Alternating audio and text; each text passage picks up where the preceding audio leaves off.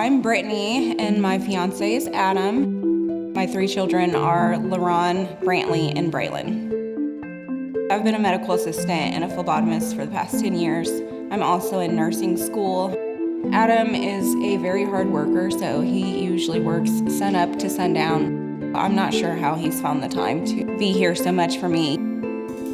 I went in for a physical and everything looked good. All my blood work was good and everything. And then he just did a small breast exam and he felt a lump and he asked me about it. And then she ended up going to her family doctor who ordered the mammogram. They got biopsies, and when they found out that it was breast cancer, they sent her to the Oncology Center. And the radiologist told me, I can't tell you it's cancer for sure, but I've done this long enough to know that you have a long road ahead of you.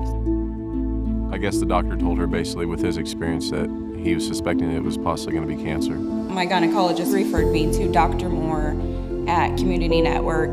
They thought Dr. Moore was the best oncologist around. Once I met her, I was very impressed. What I liked about her, she's straightforward. She's not going to sugarcoat it. She's going to say, you know what it is. You got cancer, you've got a road ahead of you, but we're going to fight it. When they did the CT, they seen some abnormalities on the right side, and I ended up having biopsies on both.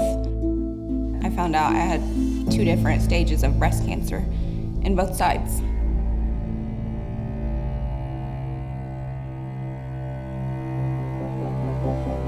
It was hard to hear the fact that I had cancer. Like I said, I was 32 years old. I thought I was pretty healthy.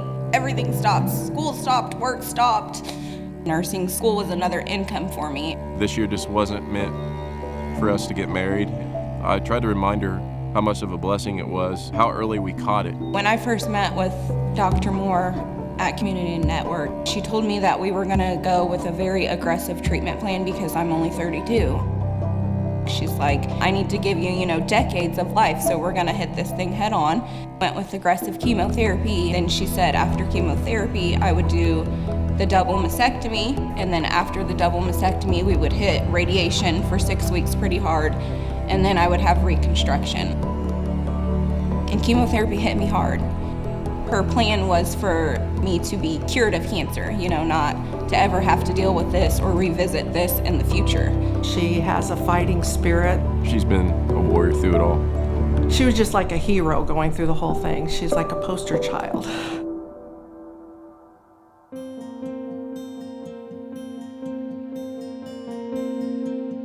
When I lost my hair, that was hard. I've always had big hair or long hair. It's big curly hair. I know your hair is your pride and joy, but you're beautiful. You're gonna be able to pull it off. She didn't believe it. I tried to hold on to it as long as I could, but she already had some wigs ordered and everything else, so I popped out with one of her wigs on. I tried to wear the wigs, makeup, but at certain stages you just can't hide it. I was bald, my eyebrows came out, my eyelashes came out, I was pale. She just looked like a model to me and everybody else apparently, and nobody would have known that she had cancer. My role as a nurse navigator is I meet the patients when they first come to see us at the Oncology Center at their first consultation. A lot of questions that she had worked with the rest immediately. And I'm just that familiar face whenever they're there. The nurse navigator honestly is a big thing to any cancer patient just because there's so many appointments, so many scans, blood tests. I've always tried to be there for her throughout the whole thing, even before the treatment started.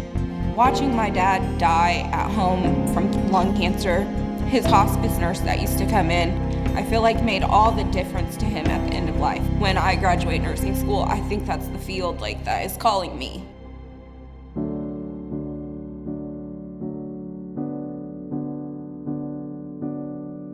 They told me about that I would possibly be getting a gift card or something, but I didn't know what or how much. And then when I went in for chemotherapy, they gave me the card, and when I opened it, it was $250, and I was like, how can they afford to give patients $250 worth of Walmart gift cards? And honestly, I just kind of broke down and cried. In today's day and age with the economy and everything, $250, it's a big deal. They're always very thankful when they get their gift cards.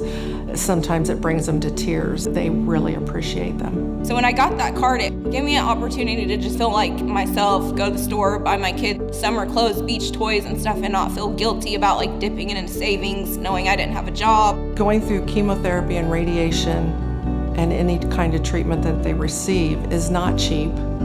And just that little additional boost of help is always appreciated.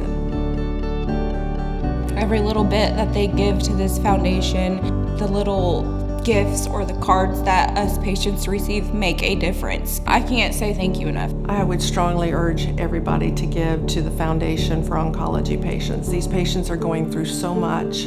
It was just a chance for me to be like, hey, let's go do something normal. Let's do something fun. Cancer hit me and my world stopped. And I had to focus on myself and getting better.